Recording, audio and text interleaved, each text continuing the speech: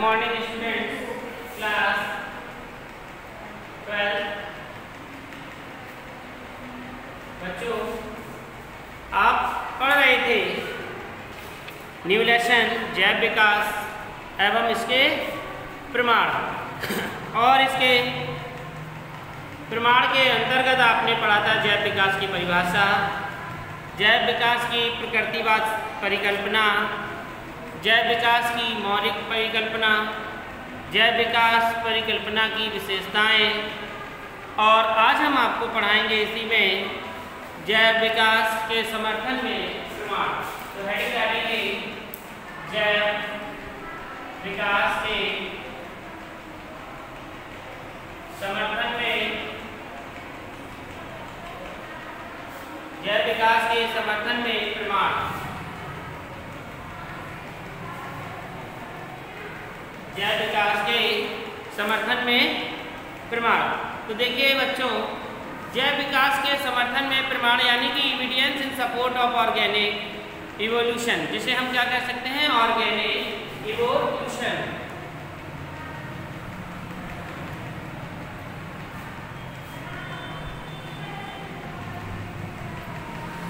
Organic evolution. तो देखिए organic evolution क्या है, ये समझिए कि जब जैव विकास का लगातार चलने वाली प्रक्रिया है, लेकिन यह प्रक्रिया इतनी धीमी व इतनी लंबी होती है कि इसे प्रकृति में देख पाना संभव नहीं है। एक प्रक्रिया का अध्ययन विभिन्न प्रमाणों से किया जाता है। जैसे आप देखते हैं कि एक पादप आपने देखा, यहाँ पे एक पादप लगा हुआ, एक बीज बोया और कुछ समय के बाद उसमें एक पत्ती निकली। फिर आप देखते हैं कि दूसरे दिन फिर एक पत्ती निकली, तीसरे दिन फिर एक पत्ती निकली, कुछ समय के बाद फिर पत्तियां निकली। तो ऐसे बढ़ते बढ़ते ये कितने कई वर्षों ले लेता है। तो ये कैसी प्रक्रिया है, लंबी प्रक्रिया है। और कैसी है, धीमी। जैसे एक बच्चे का जन्म होता है, वह कैसे होता है, धीरे धीरे बढ़ता है, धीरे धीरे उसकी आयु बढ़ती है, धीरे धीरे उसके शरीर में ग्रोथ होती है। तो क्या आप कभी देख पाते हैं कि ये ग्रोथ कैसे हुई, इसका शरीर कब बढ़ा। एक छोटे से बच्चे को हम गोद में खिलाते हैं और वह छोटा सा बच्चा कब दिन प्रतिदिन बढ़ जाता है, बड़ा हो जाता है और हम लोगों को पता नहीं चलता। तो ये क्या है, एक लगातार चलने वाली प्रक्रिया है। तो चलिए लिख लेंगे थोड़ा सा इसमें, सभी लोग लिखिए। जैव विकास एक लगातार चलने वाली, जैव विकास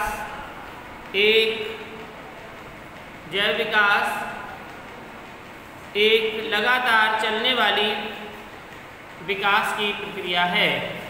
जैव विकास लगातार चलने वाली विकास की प्रक्रिया है, लेकिन यह प्रक्रिया इतनी धीमी, लेकिन यह प्रक्रिया इतनी धीमी व लंबी होती है। यह प्रक्रिया इतनी धीमी व लंबी होती है कि प्रकृति में इसे देख पाना संभव नहीं है, कि प्रकृति में इसे देख पाना संभव नहीं है। इस प्रक्रिया का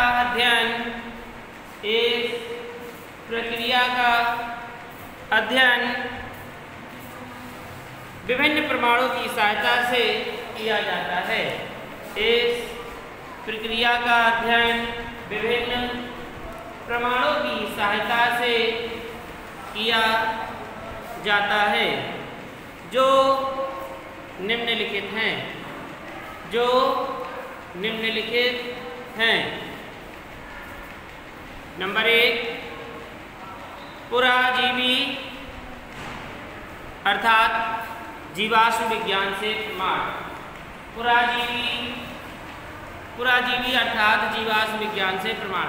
जैसा कि बच्चों आप सभी जानते हैं कि पुराजीवी क्या होते हैं, यानी कि बहुत पुराने जीव जंतु उनके अवशेष जो मिट्टियों में दबे पड़े थे वे मिलते हैं जब, तो क्या कहलाते हैं? पुराजीवी। क्या कहलाते हैं? पुराजीवी, यानी कि पुराजीवी अर्थात जीवाश्म विज्ञान से प्रमाण। सेकंड लिखेंगे, पहला पॉइंट था, सेकंड पॉइंट, तुलनात्मक आकारिकी व शरीर, तुलनात्मक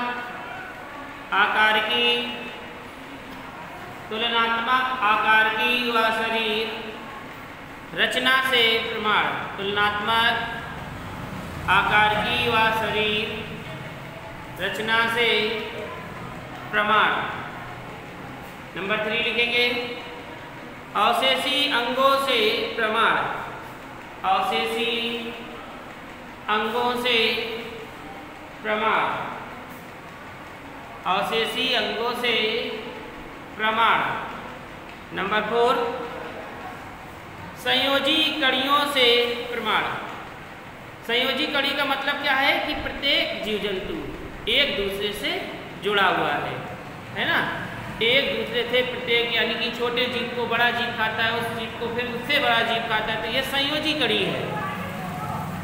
संयोजी कड़ियों से प्रमाण। अगला है तुलनात्मक भ्रौणकी से प्रमाण। अगला है तुलनात्मक भ्रौणकी से प्रमाण। तुलनात्मक भ्रौणकी से, यानी कि भ्रौणकी का मतलब होता है भ्रूण से संबंधित, ठीक है, से प्रमाण। अगला नंबर है वर्गकी से प्रमाण। अगला नंबर है वर्गकी से प्रमाण, ठीक है, लिख लिया आपने वर्गकी से प्रमाण। इसके बाद अगला नंबर होगा जैव रसायन तथा शरीर क्रिया विज्ञान से प्रमाण। जैव रसायन तथा शरीर क्रिया विज्ञान से प्रमाण। जैव रसायन तथा शरीर क्रिया विज्ञान से प्रमाण। जैव रसायन तथा शरीर क्रिया विज्ञान से प्रमाण। अगला नंबर कोशिका विज्ञान से प्रमाण। कोशिका विज्ञान से प्रमाण। कोशिका विज्ञान से प्रमाण। अगला नंबर है भौगोलिक वितरण से प्रमाण। भौगोलिक वितरण से प्रमाण। भौगोलिक वितरण से प्रमाण। अगला नंबर लिखेंगे आनुवांशिकी से प्रमाण। आनुवांशिकी से प्रमाण। अगला नंबर पूर्वजता या प्रत्यावर्तन से प्रमाण। पूर्वजता या प्रत्यावर्तन से प्रमाण। पूर्वजता या प्रत्यावर्तन से प्रमाण। अगला नंबर अनुहरण तथा रक्षात्मक सादृश्यता से प्रमाण। अगला नंबर है अनुहरण तथा रक्षात्मक सादृश्यता से प्रमाण।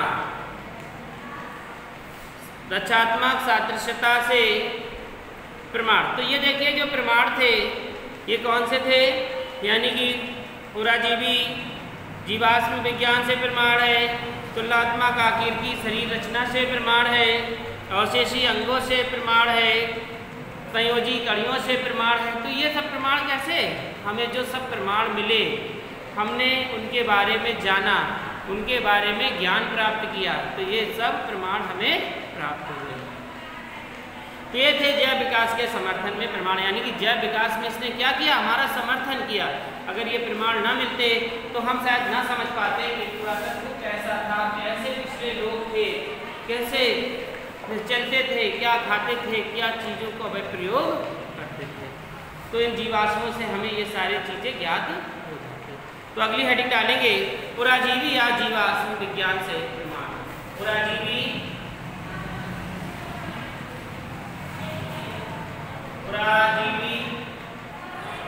या जीवाश्म विज्ञान से प्रमाण।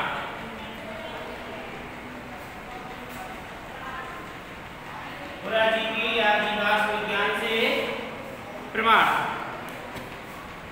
evidence from paleontology, evidence from paleontology लिखेंगे प्राचीन जीवों के अवशेष, प्राचीन जीवों के अवशेष हमें भूपटल की चट्टानों में, प्राचीन जीवों के अवशेष हमें भूपटल की चट्टानों में परिरक्षित मिलते हैं, परिरक्षित मिलते हैं, जिन्हें जीवाश्म कहते हैं, जिन्हें जीवाश्म कहते हैं। तो बच्चों आप सब सभी जानते हैं कि जीवाश्म कितने कहते हैं कि यानी कि बहुत वर्षों पहले चट्टानें गिर गई, नीचे जानवर खड़े हुए थे, वे दब गए, तो ये सब जब उनके अवशेष मिले तो वो ये अवशेष क्या कहलाए? जीवाश्म। तो उन्हें सब हम क्या कहते हैं? जीवाश्म कहते हैं। तथा इनके अध्ययन को जीवाश्म विज्ञान, तथा इनके अध्ययन को जीवाश्म विज्ञान कहते हैं, तथा इनके अध्ययन को जीवाश्म विज्ञान कहते हैं। जीवाश्म विज्ञान की स्थापना, जीवाश्म विज्ञान की स्थापना क्यूवियर ने 1800 में की थी। जीवाश्म विज्ञान की स्थापना क्यूवियर ने 1800 में की थी। जीवाश्मों के अध्ययन से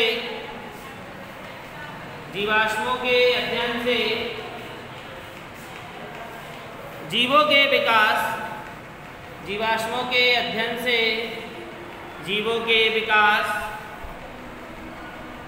या जाति वृत्त का ज्ञान होता है। जीवों के विकास या जाति वृत्त का ज्ञान होता है।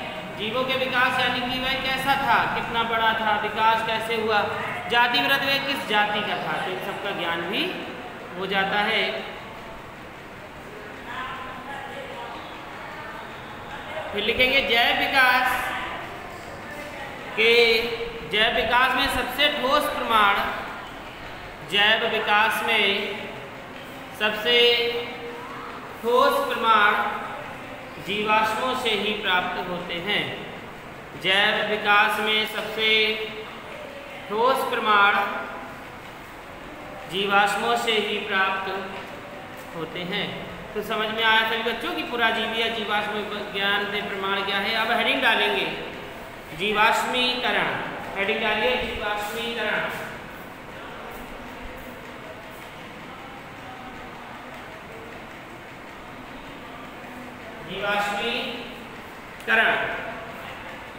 जीवाश्मीकरण में लिखेंगे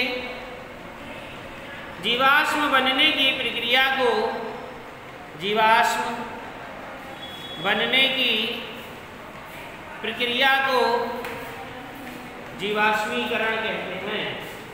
जीवाश्म बनने की प्रक्रिया को जीवाश्मीकरण कहते हैं। यह क्रिया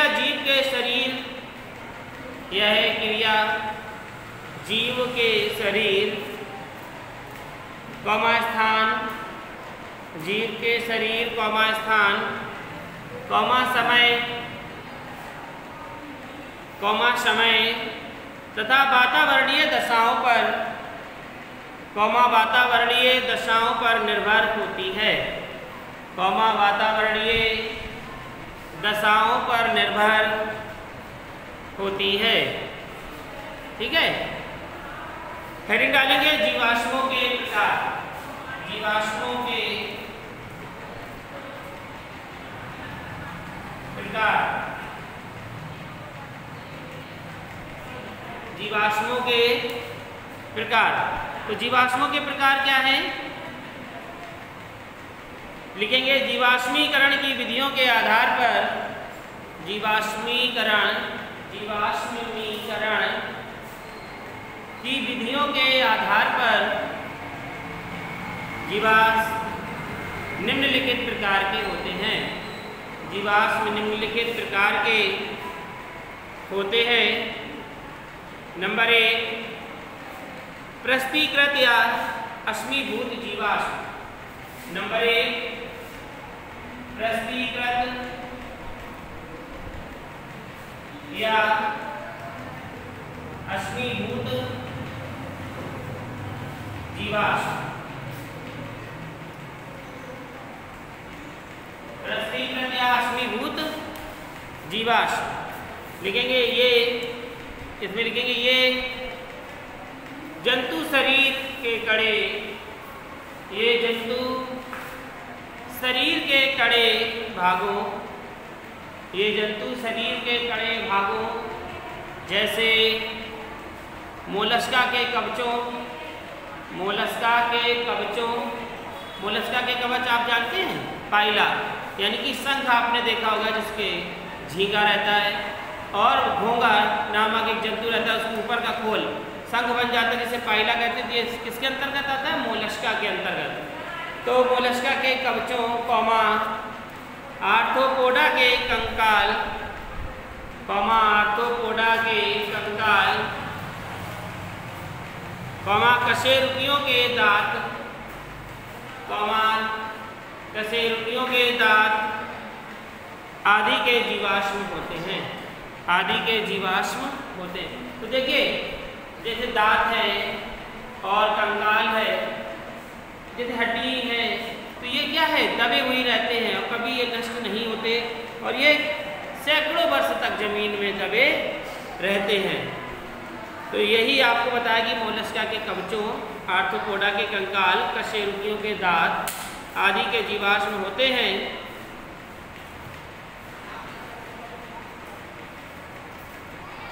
आदि के जीवाश्म होते हैं। तो इसमें समझिए जैसे मृत्यु हो गई किसी जीव जंतु की और मृत्यु के बाद क्या होता है? उसका शरीर नष्ट हो जाता है, उसमें जो मांस है, पेशियां हैं, इन्हें कवक सूक्ष्म जीव क्या करते? खा के नष्ट कर देते। लेकिन जो हड्डियां हैं, दांत हैं, दांत का इनेमल है, ये नष्ट नहीं होते, ये जमीन के नीचे वहीं पर दबे रहते हैं। यही क्या कहलाते हैं?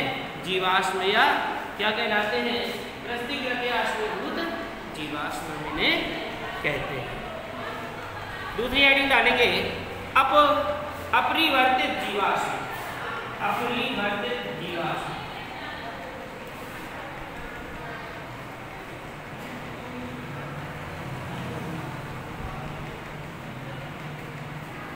अपरिवर्तित जीवाश्म